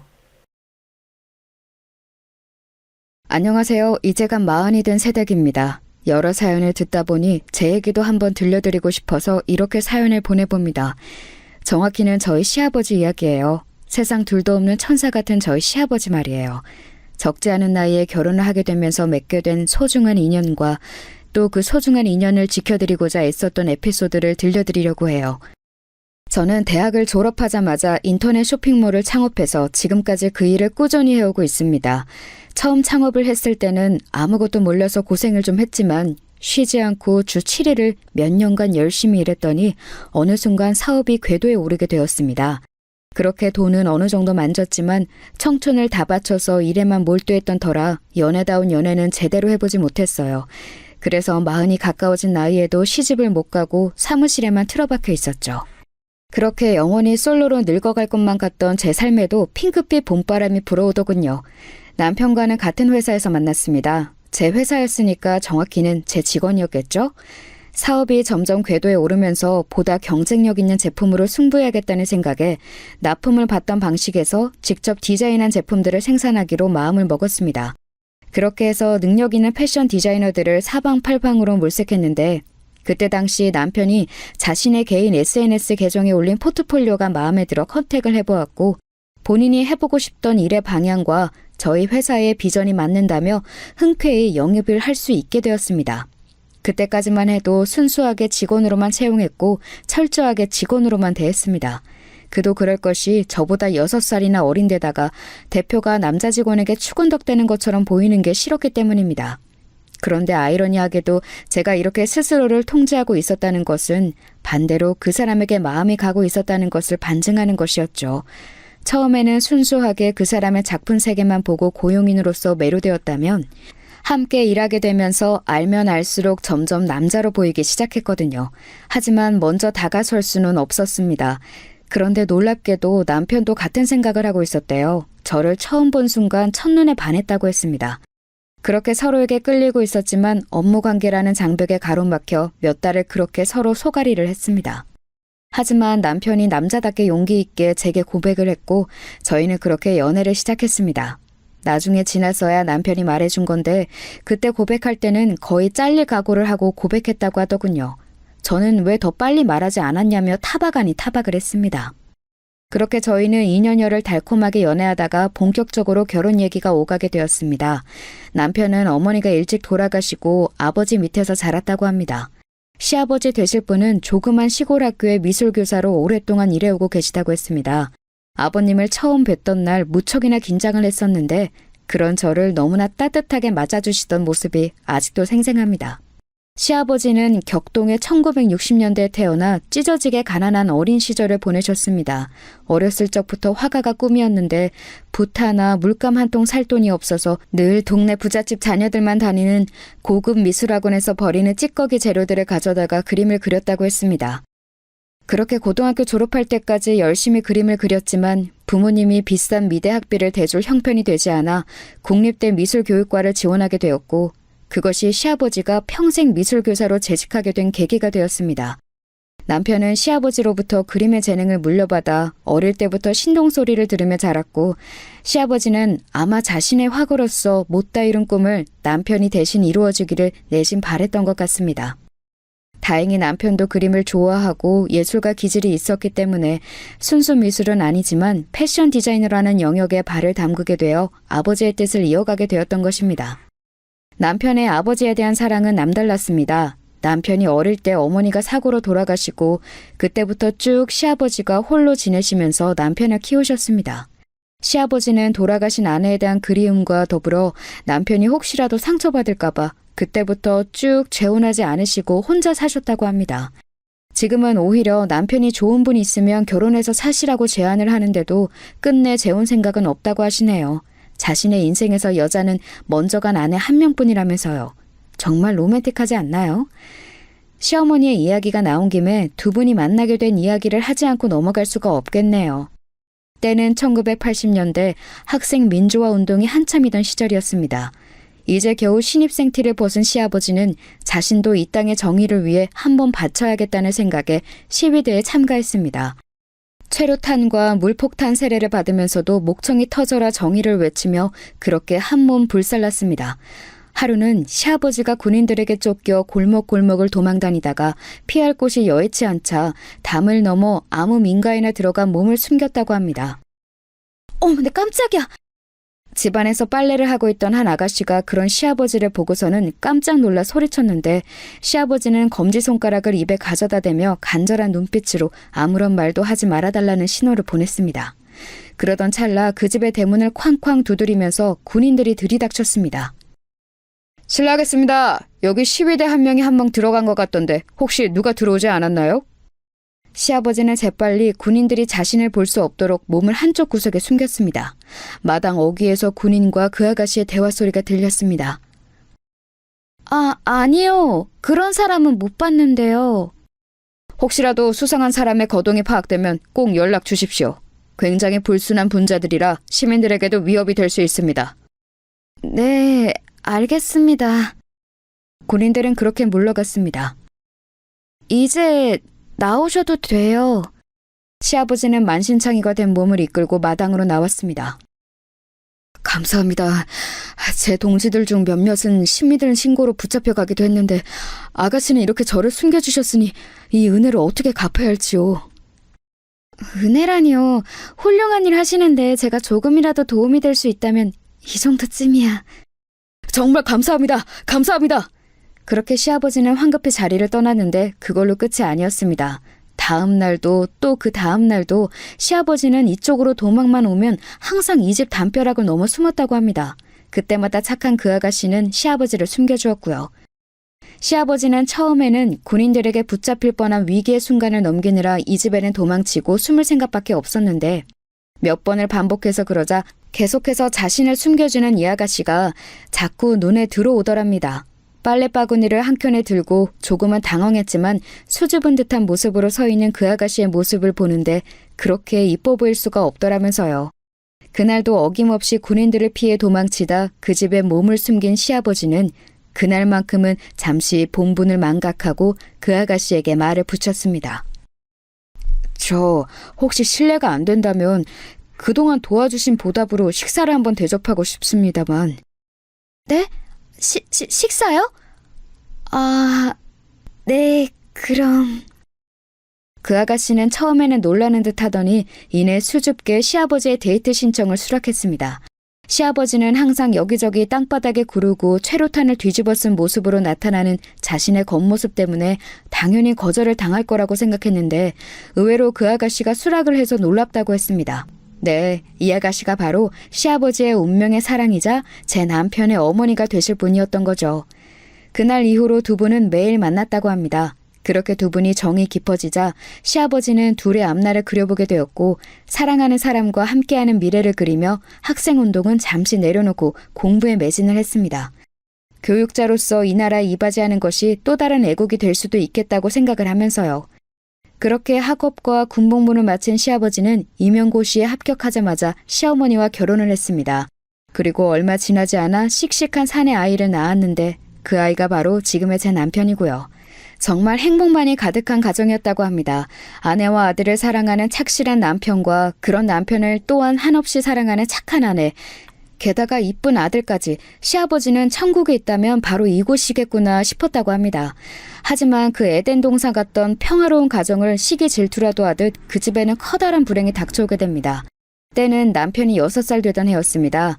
시아버지는 그간 자신의 뒷바라지를 하느라 집에서 고생만 한 아내를 위해 친구들끼리 신나게 놀고 오라며 여행을 보내주었습니다. 아이는 자기가 볼 테니 걱정하지 말고 다녀오라면서요. 여보, 이런 좋은 기회 마련해줘서 고마워요. 꼭 가보고 싶던 덴데 친구들도 이번 여행 너무 기대하고 있어요. 준석이 저녁마다 씻기는 거 잊지 말고 매운 거 먹으면 배탈 나니까 빨간 음식은 먹이지 말고요. 아이고, 여기 걱정을 하지 말고 신나게 가서 놀 생각만 해. 그동안 당신 고생만 했잖아. 다음에는 더 좋은 거 보내줄게. 아무 걱정 말고 맘 편하게 다녀와. 정말 고마워요. 여보, 사랑해요. 그렇게 떠난 충주 여행이 시어머니의 마지막 길이 되어버렸습니다. 꼭 한번 가보고 싶었다던 그 충주호 위에서 시어머니가 탄 유람선에 화재가 나면서 모두 불타고 시어머니는 그렇게 허무하게 세상을 떠나게 되었던 것입니다. 아마 기억하시는 분들 많으실 겁니다. 이 충주호 화재 사건은 성수대교 붕괴 사건 후 3일 만에 일어난 사건이라 세간에 충격을 더하는 엄청난 비극적인 사건으로 대한민국이 떠들썩했으니까요. 그 비극의 중심에 시어머니가 계셨다는 사실이 슬플 뿐입니다. 아빠, 엄마는 이제 안 와? 엄마는 먼저 하늘나라에 가서 준석이가 이 다음에 따라올 때 더 잘 살 수 있도록 예쁜 집을 지어놓고 기다리고 계셔. 저기 밝게 빛나는 별이 바로 그 집이야. 이 다음에 준석이 다 크고 나면 아빠랑 저기 엄마가 살고 있는 저 별나라로 함께 여행 가자. 싫어, 지금 갈래. 엄마 보고 싶어. 지금 엄마 보고 싶다고. 준석아, 아빠도 엄마가 너무너무 보고 싶단다. 6살 아이가 받아들이기에 엄마의 죽음은 너무도 크고 또 이해할 수 없는 영역이었습니다. 남편은 그렇게 어머니를 잃고 평생을 모성에 대한 그리움을 안고 살았다고 합니다. 어쩌면 나이 차이가 많이 나는 저에게 빠져든 것도 모성에 대한 결핍이 그렇게 만든 것 같다는 이야기를 한 적이 있어요. 그 이야기를 듣는데 저는 남편이 너무 짠해서 꼭 안아주었던 기억이 있습니다. 그날 이후로 시아버지와 남편의 삶은 고난의 연속이었다고 합니다. 항상 자신의 곁을 지켜주던 아내이자 엄마였던 큰 존재가 사라지고 나니까 감정의 슬픔은 물론 생활의 작은 부분조차 어찌 해결해야 할지 몰라 우왕좌왕했으니까요. 시아버지는 지금도 그때를 회상하시면서 다시 돌아간다면 도저히 살아낼 수 없는 삶의 순간들이었다고 말씀하십니다. 아내를 잃은 괴로움에 수차례 목숨을 끊을까도 고민하였지만 어린 아들을 돌볼 사람이 자신밖에 없었기에 이악 물고 하루하루를 버텨냈다고 합니다. 가장 큰 숙제는 어린 나이에 엄마를 잃어버린 아들을 어떻게 돌봐야 할지에 대한 것이었습니다. 시아버지는 큰 상실감을 겪었을 남편을 위해 그때 당시 한국에서 막 태동하고 있던 미술 심리 치료를 받게 해주었습니다. 어린 아이들은 언어로 표현하는 능력이 아직 부족하기 때문에 그림이나 만들기 등을 통해 표현된 심리를 읽어내는 미술 치료가 훨씬 더 적절하다고 합니다. 미술 교사였던 시아버지가 일찍이 그런 정보를 미리 접할 수 있어서 아들을 위해 그런 장을 마련해 놓았는데 그것이 남편의 미래를 결정하게 된 계기가 되었습니다. 심리치료를 목적으로 그리는 그림은 화가처럼 잘 그릴 필요도 없고 전문성도 필요치 않기에 치료받는 아이들은 가벼운 마음으로 자신의 마음과 생각을 간결한 그림으로 표현해내는데 남편은 거기서부터 남달랐다고 합니다. 엄마를 잃은 상실감에 대해서 표현한 그림이라던가 아빠에 대한 마음, 학교 생활과 선생님에 대한 생각과 마음을 표현한 그림을 시아버지가 아직도 보관을 하고 계셔서 한 번 본 적이 있는데 이것은 67살 어린아이가 그렸다고 하기엔 너무나 천재적인 그림이었습니다. 그만큼 명확하게 남편의 생각과 내면 상태가 묘사되었기에 치료도 아주 효과적이었다고 합니다. 남편은 아직도 미술 치료를 받던 그 시절이 없었다면 지금의 자신은 없었을 것이라고 얘기하곤 합니다. 이런 남편의 미술 재능을 일찌감치 알아챈 시아버지는 틈만 나면 아들과 함께 그림을 그렸고 부자가 함께한 그 시간들이 아내와 엄마를 잃어버린 그들 각각의 상황을 극복할 수 있는 좋은 치유의 시간이 되었다고 합니다. 이런 돈독했던 부자 관계도 남편의 진로를 놓고 약간은 삐그덕했던 적도 있다고 해요.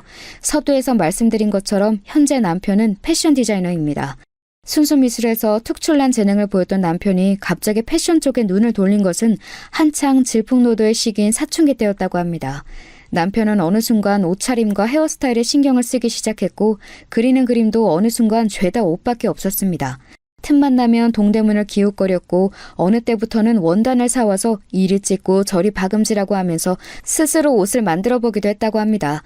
남편이 순수 미술을 전공하기를 바랬던 시아버지는 아들이 잠깐 사춘기 시절에만 저러고 말겠지 했는데 해가 갈수록 점점 더 패션 쪽으로 관심이 기우는 것 같아 내심 불안했다고 합니다. 그러다가 대학 입시를 준비할 때가 되었을 때 남편은 시아버지께 선언을 하게 됩니다. 아빠, 나 결심했어. 나 패션 디자이너가 될 거야. 응? 아니, 너 그림은 안 그릴 거야?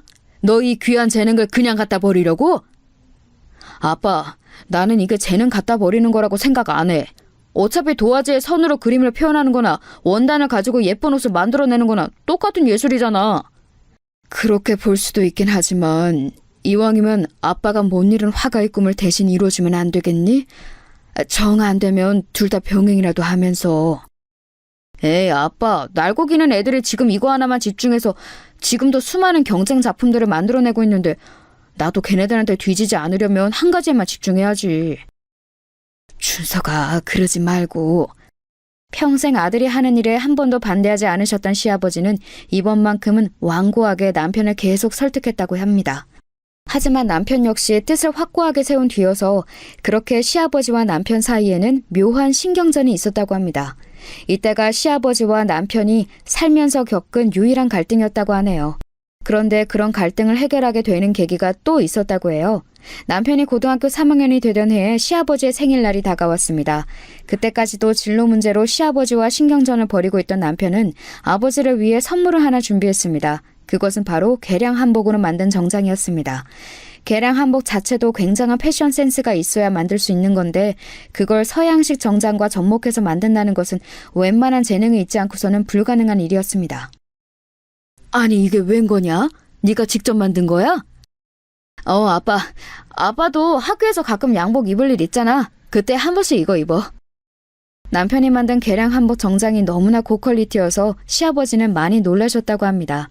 그리고 그걸 학교에 한번 입고 간 날 동료 선생님들과 학생들의 폭발적인 반응에 시아버지는 생각을 달리하셨다고 합니다. 준서가 내가 졌다. 네 말대로 그림을 그리는 것이나 옷을 만드는 것이나 똑같은 예술 분야이고 이쪽 분야에도 이렇게 재능이 넘치는데 그 부분을 내가 가로막아선 안 되겠다는 생각이 드는구나. 하고 싶은 패션 디자인 공부 마음껏 해보거라. 진짜야, 아빠? 고마워. 나 진짜 아빠 실망시키지 않을게. 그렇게 멋진 패션 디자이너로 장성한 아들의 결혼 소식을 들었을 때 시아버지는 벅찬 마음을 감출 수 없었다고 합니다.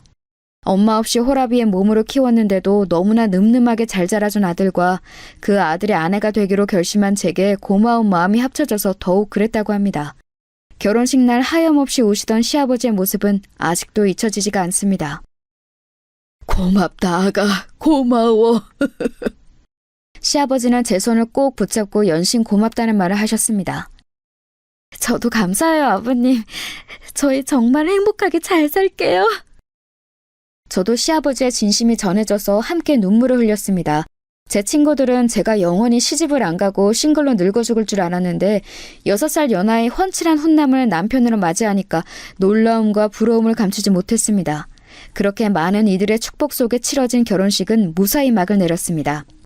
저희의 결혼과 동시에 시아버지의 인생에도 큰 변화가 다가왔습니다. 바로 오랫동안 재직하셨던 교사를 은퇴할 정년이 다가온 것인데요. 시아버지 개인에게 있어서는 자녀의 결혼과 직업의 은퇴라는 큰 변화를 한 시기에 다 맞이하게 되어서 시아버지 당신께서 나중에 회상하시길 말년의 질풍노도의 시기를 다시 한번 겪는 것 같았다고 하셨습니다. 아버님, 은퇴하시고 제일 하시고 싶은 일이 있나요? 나는 있지. 은퇴하면 꼭 세계의 유명한 미술관들을 다 돌아다니면서 살고 싶어. 늙어서 주책일지 모르겠지만 유럽에 가서는 나도 젊은이들 따라서 벽화도 한번 그려보고 싶고 준석이 키우느라 언제고 가야지 계획만 세우고 있다가 세월이 이렇게 흘려버렸구나. 이제야말로 진짜 미루지 말고 한 몇 년간 나갔다 오고 싶어. 너무 좋은 생각이에요, 아버님. 저희가 보내드릴 테니까 편하게 다녀오세요. 아니다. 나는 내 돈으로 다녀올 거야. 그동안 조금 모아놓았던 돈들이랑 이번에 새로 구한 일로 얼마간 모으면 금방 마련될 거다. 네? 일이라뇨? 이제 막 은퇴하셨는데 무슨 일을 또요? 그게 말이지. 시아버지는 은퇴하며 꼭 해보고 싶은 일이 미술관 세계여행 말고 하나가 더 있다고 하셨는데 그것은 다소 뜬금없게도 건물 경비 관리자 일을 해보시고 싶다고 했습니다. 흔히 우리가 알고 있는 그 경비 아저씨 말이에요. 경비라뇨? 아니 아버님, 그 일은 계속 밤도 새야 하고 요즘은 인식이 좀 나아졌다고 하지만 아직까지도 갑질을 하는 곳이 많다고 하던데 왜 하필 그런 험한 일을요? 그건 말이지. 시아버지는 계속 말씀을 이어나갔습니다. 시아버지가 찢어지게 가난하던 초등학교 시절 그림은 너무 그리고 싶은데 물감도 붓고 심지어 연필도 없던 그 시절에 방과 후면 몰래 미술실에 숨어 들어가서 거기 있는 재료를 조금씩 가져다가 그림 연습을 했다고 합니다. 하루는 그날도 어김없이 미술실에 몰래 들어가서 재료를 가지고 오던 중이었는데 그만 순찰을 돌던 학교 경비 아저씨한테 딱 걸리고 만 것입니다. 이놈, 너 잘 걸렸다. 도둑질이 얼마나 무거운 죄인지 알지? 너 이놈, 이리 따라오거라. 경비 아저씨는 무섭게 시아버지를 초소 안으로 끌고 가서 무릎을 꿇리고 말했습니다. 너 여기 꼼짝 말고 있어. 경찰 아저씨 불러올 테니까. 이름 얼굴 다 알고 있으니까 도망갈 생각 말고. 아저씨 잘못했어요. 제가 잘못했어요. 한 번만 용서해 주세요. 이렇게 용서를 빌 일이었으면 애초에 저지르지 말아야지. 그림이 너무 그리고 싶어서 그랬어요. 그림이 너무 그리고 싶었다고요. 시아버지는 닭똥 같은 눈물을 흘리며 경비 아저씨에게 자초지종을 얘기했습니다.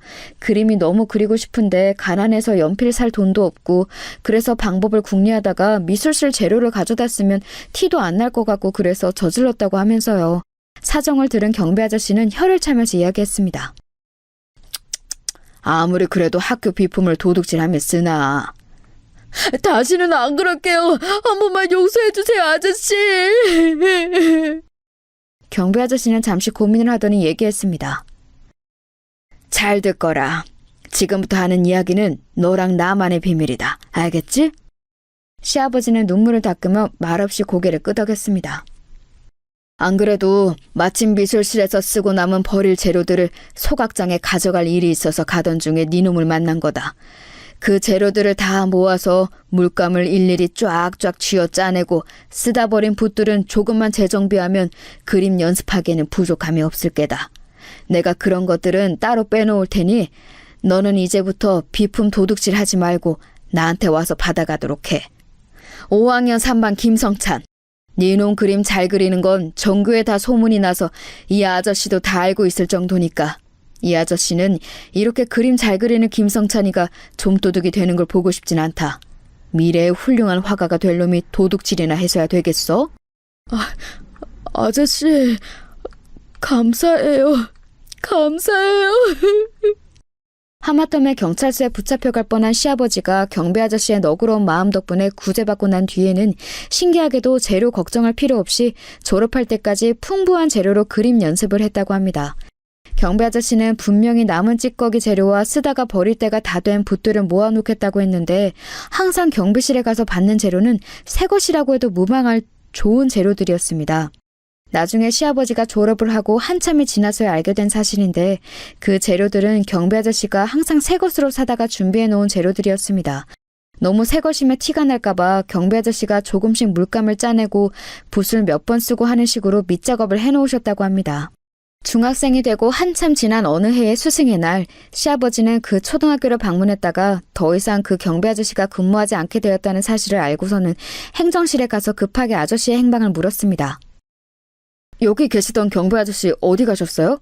키 크고 하얀 머리 하신 박씨 아저씨 말이에요. 너가 성찬이구나. 이리 와보거라. 행정실에 있던 직원 아줌마는 다급해하던 저를 자리로 부르더니 서랍을 열어서 고급 화구 세트를 꺼내놓았습니다. 박씨 아저씨가 혹시 너가 찾아오면 전해주라고 하시더라. 그전까지는 구경도 못해본 고급 물감과 붓들을 보면서 놀라고 있을 찰나에 물감 박스 한 켠에는 조그만 편지가 놓여 있었습니다. 그 편지 구석에는 성찬이에게 라고 써 있었습니다. 시아버지는 그걸 보자마자 황급히 꺼내서 펼쳐들었습니다. 거기에는 박씨 아저씨가 써내려간 장문의 편지가 있었습니다. 성찬이에게 건방진 좀도둑놈 성찬아, 이렇게 인사도 못하고 떠나게 되어 아쉬운 마음 편지로 전한다. 아저씨는 건강이 많이 안 좋아져서 고향집으로 내려가서 좀 쉬기로 했다. 건강해지면 다시 올라갈 테니 애써 찾지 말거라. 어떻게 중학교 올라가서는 좀 살만하냐?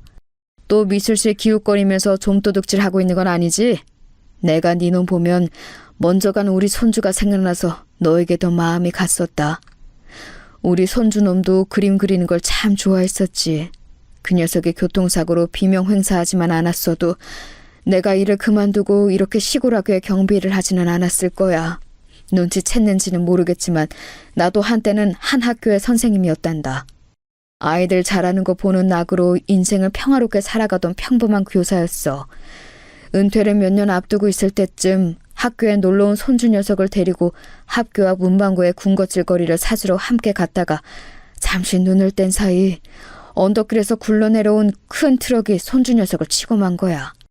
그렇게 그 녀석은 하늘나라로 갔고 나는 그 죄책감에 더 이상 학교에 남아있을 수가 없어서 퇴직을 했지. 그런데 계속 학교라는 공간에 대해 미련이 남더구나. 그래서 한적한 시골 마을의 학교를 찾아가 그곳에서 경비일을 하면서 아이들을 돌보는 일이라도 해야겠다는 생각이 들었어. 학교라는 공간에 대한 그리움과 손주를 지키지 못했던 과거를 속죄하는 의미에서 말이야. 그렇게 찾은 곳이 이곳이다. 이곳에 온 지 얼마 안 되었을 때 너랑 딱 마주치게 되었고 눈물 뚝뚝 흘리며 용서해달라고 하던 네놈 모습을 보는데 꼭 먼저 간 우리 손주놈이 떠오르더구나. 나늘 하늘님이 나를 이곳에 이끈 이유가 있다고 생각한다. 부디 열심히 그림을 그려서 못다 이룬 우리 손주의 꿈도 대신 이뤄주고 미처 다 속죄하지 못한 이 하레비의 남은 속죄의 목도 성찬이 네가 깨끗이 씻어주렴. 이야기가 길어졌구나. 그러면 다시 만날 날을 고대하며 이만 펜을 놓는다. 길게 써내려간 편지를 읽고 있던 시아버지의 눈에서도 수도꼭지를 튼 듯 눈물이 주르륵 흘러내렸습니다. 그것을 발견한 행정실 직원 아줌마는 황급히 달려와서 물었습니다. 얘 괜찮니? 무슨 일이야? 아저씨가... 박씨 아저씨가... 자초지종을 들은 행정실 아줌마는 이야기를 하나 더 덧붙였습니다. 그것은 앞서 말한 물감에 관한 이야기였습니다. 아이고, 그 영감님 왜 그렇게 없는 돈에도 새 물감이랑 붓을 자꾸 학교에 사오시나 했더니 그 이야기를 들은 시아버지는 흠칫 놀라며 물었습니다. 새 물감이라뇨? 혹시 물감이요? 무슨 물감은 넣어준다고 산 물감이지. 맨날 우리 손주놈 줄 물감이에요 하면서 꼭 끄라고 다니셨지 뭐냐? 네? 그러면 그 물감들이 다 새거? 아저씨! 미술실에서 버릴 것들은 모아서 제공해주겠다는 물감이며 붓들이 사실은 경비 아저씨가 사준 새 것이라는 걸 알게 되자 시아버지는 그 자리에서 오해를 하며 울었다고 합니다. 그 이후로 경비 아저씨의 행방을 오랜 세월 수소문했지만 찾을 수 없었다고 합니다. 오죽하면 빨리 유명한 사람이 되어서 TV는 사랑을 싣고에 나와서 아저씨를 찾고 싶을 정도였다고 합니다. 정말 나중에 성인이 되고서도 한참 지나서야 아저씨의 친척들과 연락이 닿아서 소식을 듣게 되었는데 그때 당시 이미 학교를 떠나실 때쯤에 불치병으로 요양을 하러 떠나신 거였고 얼마 지나지 않아 세상을 떠나셨다고 합니다. 시아버지는 그 소식을 듣고 역시 한참을 슬픔에 잠겨 지내셨다고 해요. 시아버지는 영화 파인딩 포레스터 이야기를 자주 하셨습니다. 파인딩 포레스터는 주인공 남자아이가 포레스터 아저씨의 도움을 받아 점점 성장해 나가는 이야기인데요. 저도 시아버지의 추천을 받아 뒤늦게 보게 되었는데 정말 재미있는 영화이니 혹시 안 보신 분들이 있다면 꼭 한번 보시길 바랍니다. 아마도 시아버지가 이 영화 이야기를 자주 했던 것은 주인공들 도와줬던 포레스터 아저씨에게서 자신을 한없이 도와주던 경비 아저씨가 생각이 나서 그러셨던 것 같아요. 그만큼 어릴 적 강렬했던 경비 아저씨의 기억이 시아버지 기억 속에 남아있던 것입니다. 나도 그 박씨 아저씨처럼 세상에서는 주목하지 않는 자리일지 모르지만 내 도움이 필요한 사람들 곁에서 내가 받았던 사랑을 한없이 베풀면서 한번 살아보고 싶어. 혹시 모르지? 어린 날에 이 김성찬 같은 사람을 내가 또 만나게 될지? 시아버지는 긴 회상을 마치며 자신이 꼭 해보고 싶었던 경비 관리자 일에 대한 포부를 밝히셨습니다. 이왕이면 자신에게 도움을 주었던 박씨 아저씨처럼 학교의 경비 관리자로 일을 구했으나 그 자리는 이미 다 차게 되어서 일반 건물의 경비를 찾고 있다고 하시더군요. 아버님 마침 잘 됐네요. 제가 아는 곳에 경비 관리자 한 명이 결혼이 생겨서 구하고 있다고 하던데 한번 지원해 보시겠어요? 응, 그래? 좋지. 내가 며느리 덕 톡톡히 보는구먼. 마침 제가 아는 건물에서 경비관리자 한 분이 막 퇴사를 하셨고 그 건물에서 기본적인 일을 배우시다 보면 나중에 학교 경비관리자로 근무하게 되셔도 수월하실 것 같다는 생각에 시아버지께 제안을 드렸습니다. 시아버지는 더 지체할 필요도 없다며 다음날 바로 면접을 보러 가셨고 워낙 공무원으로 오래 성실하게 재직하셨던 경력이 인정을 받아 바로 합격을 하시고 근무를 하시게 되었습니다. 저는 시아버지의 다사다난했던 지난날에 대한 위로와 앞으로의 새 출발에 대한 응원의 마음을 담아 고급 과일 꾸러미를 한 다발 사서 가져다 드리기로 계획했습니다. 사실 시아버지가 근무하는 첫날 그것들을 드리면서 응원하고 싶었는데 갑자기 회사 업무가 바빠지기도 했고 준비하기로 했던 고급 과일들의 수입 물량이 딸려서 다음 달에나 들어온다는 소식을 들었습니다. 어영부영 시간이 흐르다 보니 시아버지가 경비관리자 일을 시작한 지 2달이 되어서야 과일 바구니를 들고 찾아뵙게 되었는데 저는 좀 더 일찍 찾아뵙지 못하고 그제서야 찾아뵙게 된 것을 무척이나 후회했습니다. 왜냐하면 그날 입에 담지도 못할 황당한 일을 경험하고 말았거든요. 시아버지가 일하시는 건물에 도착을 하니 마침 시아버지가 앞선 차량에 주차 안내를 하고 계셨습니다. 안녕하세요. 어떻게 오셨나요? 네, 저의 이 건물 6층 방문 차량인데요. 혹시 이 앞에 잠시 세워두고 올라갔다도 되나요? 원래 6층은 방문 차량은 주차를 할 수 없게 되어 있는데 얼른 갔다 오신다고 약속하시면 제가 여기 한켠에 잠시 세울 수 있게 해드리죠. 네, 얼른 다녀오겠습니다. 감사합니다. 멀리서 지켜보는 시아버지의 모습 역시 평소 천사와 다를 바 없는 따뜻한 모습 그 자체였습니다.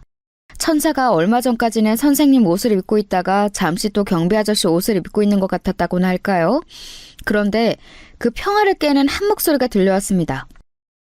어이 김씨, 일로 와봐.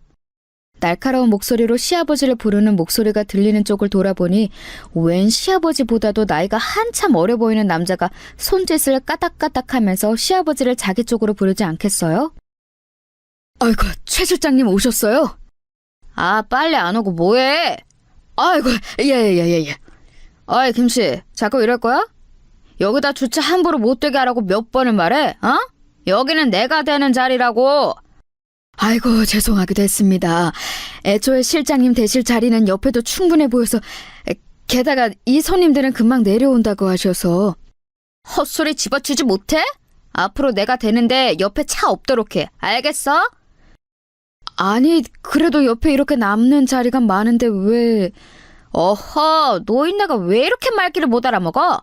내가 그렇다면 그런 줄 알아. 네네.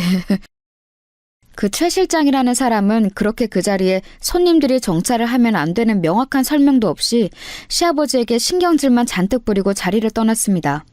저는 그 광경을 보는데 너무 화가 나서 견딜 수가 없었습니다. 아무리 자기가 직급이 높아도 자기보다도 나이가 훨씬 많은 사람에게 대하는 태도가 너무 무례하지 않나요? 그것도 자신이 주장하는 것에 대한 타당한 근거도 없이 무조건 까라면 까 하는 식의 업무 지시를 내리면서요. 저는 이대로 넘어가면 안 되겠다 싶어서 얼른 제 차를 가지고 입구로 들어섰습니다. 네, 어서 오세요. 응? 아니 아가, 네가 여기 어쩐 일이냐? 아버님, 제가 더 일찍 찾아뵀어야 하는데 이제야 찾아뵙게 되었네요. 더운 날 일하시기 많이 힘드시죠? 아유, 아니다. 우리 며느리가 아주 좋은 데 소개해줘서 아주 편하게 일하고 있단다. 방금 전까지만 해도 무례한 일을 겪으신 시아버지였지만 제 앞에서는 허허허 웃으시며 아무 일 없었다는 듯 저를 맞이하셨습니다. 주차는 저 앞에 잠깐 대면 돼요? 응? 저기는 말이지. 에이, 뭐 별일 있겠냐. 저 앞에 잠깐 대거라. 저는 일부러 방금 전 최 실장이라는 관리자와 시아버지가 실갱이가 있었던 곳을 가리키며 차를 댄다고 하자 시아버지는 잠시 멈칫하시는 듯 하더니 그쪽으로 저를 안내해 주셨습니다. 저는 차를 세우고 내리면서 준비한 선물 바구니를 시아버지에게 건넸습니다. 아버님, 이거 귀한 과일이에요. 더운 날 고생하시는데 동료분들이랑 드시면서 일하세요. 너무 늦게 찾아뵈서 죄송해요. 아이고, 우리 천사 같은 며느리가 뭘 또 이런 걸 다 준비했노. 고맙다, 아가. 내 잘 먹으마. 그렇게 훈훈한 분위기가 이어지고 있을 즈음에 다시 한번 그 평화를 깨는 소리가 들렸습니다. 어이, 김씨. 지금 뭐 하는 거야? 응? 아이고, 최 실장님 가신 줄 알았는데. 내가 방금 전에 여기다 차 못 대게 하라고 말했는데 지금 뭐 하는 짓이야? 지금 잘리고 싶어? 일 똑바로 안 할 거야? 저는 더 이상 참을 수 없어서 그 최 실장이라는 사람에게 말했습니다. 이봐요. 여기 딱 봐도 엄연한 법정 주차 공간이고 자리도 남는데 왜 못 대게 하는 거예요? 어이, 아줌마. 모르면 가만히 계셔. 여기는 우리 건물 직원들 주차하는 자리고 지금 아줌마가 된 자리는 원래 내 자리야. 얼른 빼. 글쎄요. 저는 그런 소리는 처음 듣는데요.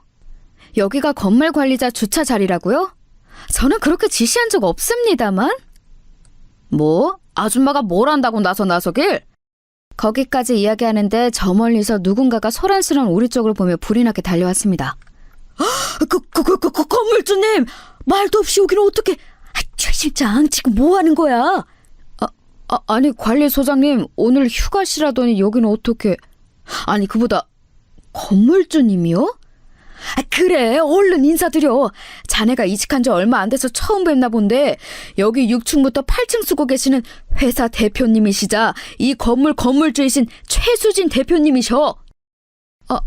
아니 이게 무슨... 여러분도 많이 놀라셨나요? 이게 무슨 일인가 싶으시죠?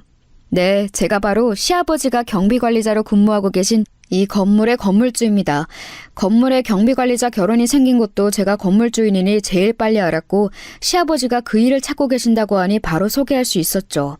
그동안 해외 출장이랑 지방 출장, 게다가 여러 사회 프로젝트가 겹쳐서 회사 건물에 오랜만에 출근하게 되었는데 그 사이 새로 부임한 중간 관리자인 이 최 실장이란 인간이 뭣도 모르고 설치고 앉아있네요.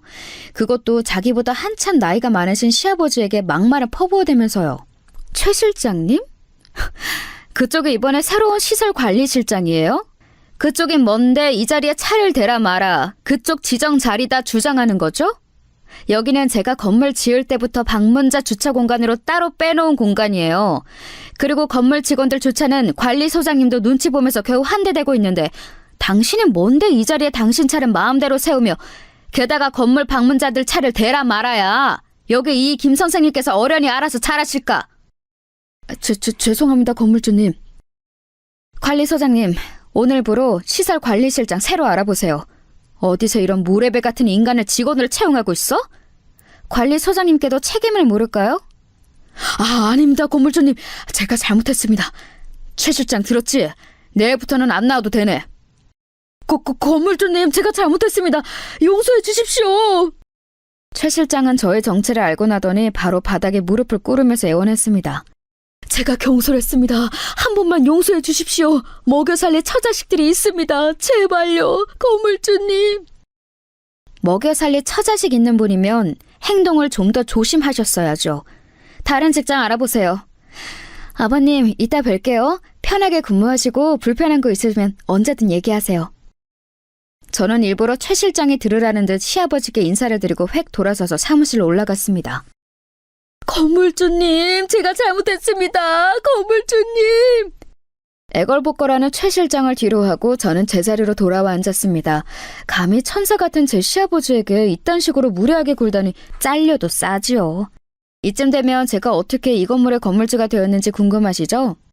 제가 운영하던 인터넷 쇼핑몰은 2010년도쯤에 방송을 한번 타면서 유명세를 타기 시작했고 저는 그 기회를 놓치지 않고 SNS 홍보에 총력을 기울였습니다.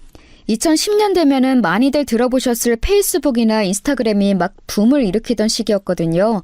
경쟁 업체들은 홍보 채널을 어디에 주력할지 고민하고 있을 때 저는 발빠르게 시대를 잃고 이쪽에 올인을 한 것이었죠. 결과는 대성공이었습니다. 매출 곡선이 수직 상승을 했고 엄청난 영업이익을 냈습니다. 저는 거기서 그치지 않고 그것을 기반으로 과감한 부동산 투자를 감행했습니다. 몇 번의 매수와 시세 차익을 얻고 되파는 과정을 거치고 나니 어느새 자체 사옥을 가진, 그것도 관리부를 따로 둘 정도의 큰 규모의 건물을 가진 인터넷 쇼핑몰로 급성장을 해 있더군요. 이 정도 건물주면 일개 시설관리실장이 깨갱하고 무릎을 꿇을만 하죠. 제가 웬만해선 재산 자랑도 잘 안 하고 그걸 근거로 사람을 찍어 누르지도 않지만 제 가족에게까지 무례하게 구는 사람은 혼쭐을 내줘야 직성이 풀리거든요. 그래서 이번만은 못 참고 실력 행사를 좀 했습니다. 그런데 잠시 후 제 비서로부터 전화가 왔습니다. 대표님, 잠시 1층 경비 아저씨가 뵙겠다고 찾아왔는데요. 네?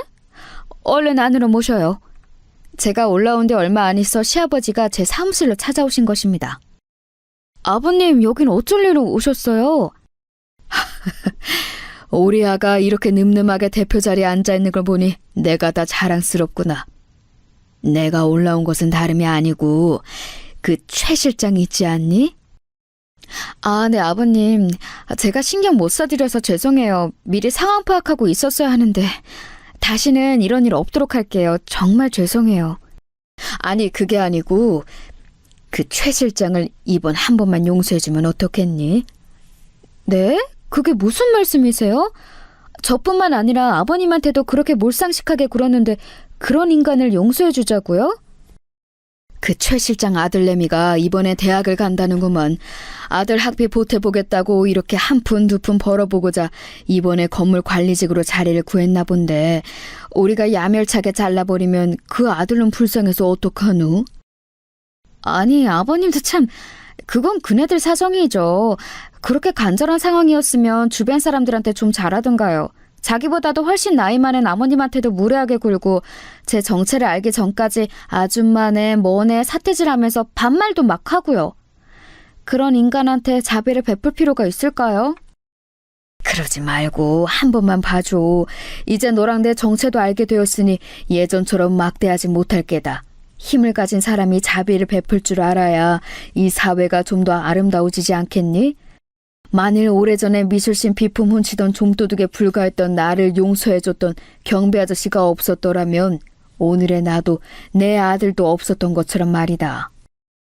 시아버지가 이렇게까지 말씀하시는데 저는 더 거절할 수가 없었습니다.